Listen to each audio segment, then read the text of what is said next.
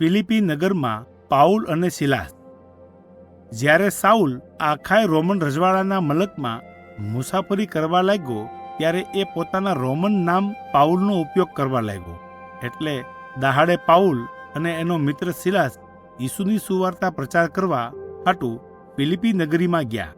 આ નગરી બહાર એક નદીને કાંઠે એક જગ્યાએ તેઓ પૂગ્યા જ્યાં લોકો પ્રાર્થના કરવા હાટુ એકઠા થયા હતા. ત્યાં તેઓને લુદિયા નામની બાઈ મળી, જે એક વેપારી હતી, પણ એ ઈશ્વરને ચાહતી હતી અને એની આરાધના કરતી હતી.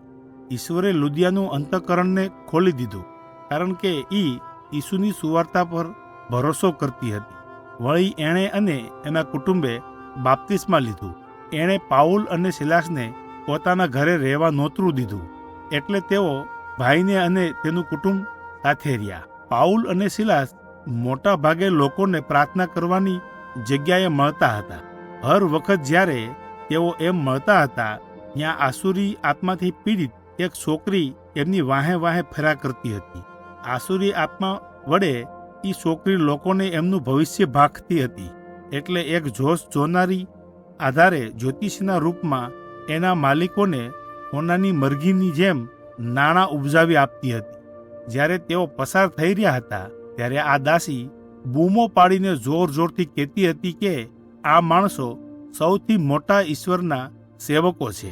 તેઓ તમને મોક્ષ પામવાનો માર્ગ બતાવી રહ્યા છે. આ જ રીતે એ કર્યા કરતી, એટલે એનાથી પાઉલ નિરાશ થઈ ગયો. છેવટે એક દહાડે દાસીએ બૂમ બરાડા પાડવાનું શરૂ કર્યું તો એની અંદર રહેલા આસુરી આત્માને પાઉલે કહ્યું, ઈસુના નામમાં એનામાંથી બહાર નીકળી આવ્યો. ને એ જ વેળાએ આસુરી શક્તિ એને છોડી દીધો. એટલે એ છોકરીના માલિકો પણ કોપાયમાન થયા.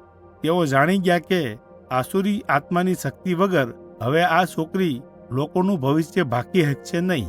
એનો સીધો અર્થ એ હતો કે હવે એ ભવિષ્ય ભાંકવાને સમર્થ નથી, ને હવે એના તરફથી જે આવક એના માલિકોને થતી હતી એ થાહે નહીં. એટલે દાસીના માલિકો પાઉલ અને સિલાસને રોમન રજવાડાના અધિકારીઓને કણે લઈ ગયા. એમણે એમને માર્યા અને જેલમાં પૂરી દીધા. એમણે પાઉલ અને સિલાસને જેલની અંદરના ગુપ્ત ખાનામાં નાખ્યા, એટલે સુધી કે એમના પગોમાં ભારેખમ બેડીઓ પહેરાવી દીધી. એમ છતાંય તેઓ મધરાતે તે ઈશ્વરના ગુણલા ગાતા હતા. અચાનક જ ત્યાં એક ભયંકર ભૂકંપ આવ્યો. જેલના હંધાય દરવાજા ખુલી ગયા અને હંધાય કેદીઓની બેડીઓ તૂટી ગઈ. રખેવાળ સિપાઈ જાગી ગયો. એણે ભાળ્યું કે જેલના દરવાજા તો ખુલી ગયા છે, એના મોતિયા મરી ગયા. ડરના મારા એણે વિચાર્યું કે હંધાય કેદી ભાગી છૂટ્યા છે, એટલે સરકારના ડરથી એણે પોતાને મારી નાખવાની યોજના બનાવી. એ બહુ સારી રીતે જાણતો હતો કે કેદીઓ ભાગી જશે તો રોમન અધિકારી એને જીવતો નહીં જવા દે.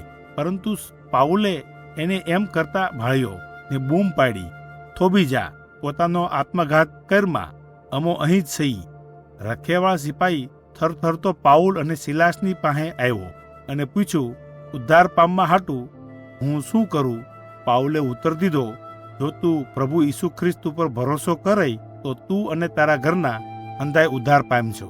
ત્યારે એ રખેવાળ સિપાઈ પાઉલ અને સિલાસને પોતાના ઘરે લઈ ગયો અને એમના ઘા ધોયા. પાઉલે રખેવાળ સિપાઈના ઘરમાં અંધાઈને ઈસુની સુવાર્તા સંભળાવી. રખેવાળ સિપાઈએ અને એના પૂરા કુટુંબે ઈસુ પર ભરોસો કર્યો અને બાપ્તિસ્મા લીધું. એ પછી રખેવાળ સિપાઈએ પાઉલ અને સિલાસને ભોજન પીરસ્યું અને હારે આનંદ કર્યો. બીજા દહાડે નગરના અધિકારીઓએ પાઉલ અને સિલાસને છોડી મૂક્યા અને એમને ચેતવ્યા કે તમે ફિલિપી નગરીને છોડીને હાલતા થાવ. પાઉલ અને સિલાસ લુદિયા અને બીજા સાથી વિશ્વાસીઓની મુલાકાત સંગત કરીને ફિલિપી નગર છોડી દીધું. ઈસુની સુવાર્તા પવન વેગે ફેલાતી ગઈ અને ખ્રિસ્તી સમુદાય વધતો ગયો. પાઉલ અને બીજા ખ્રિસ્તી આગેવાનોએ ઈસુને પ્રગટ કરતા સુવાર્તાનો પ્રચાર પ્રસાર અને ઊંડું શિક્ષણ આપવા નગર યાત્રાઓ કરી. એમણે મંડળીના વિશ્વાસીઓને પ્રેરણા આપતા અને સુવાર્તા પ્રચાર કરવા હાટુ ઘણા પત્રો પાઠવ્યા. એમાંના ઘણા પત્રો પવિત્ર ગ્રંથ બાઇબલની પુસ્તકોમાં બની ગયા. બાઇબલની એક વાર્તા પ્રેરિતોના કૃત્યો 16:11-40.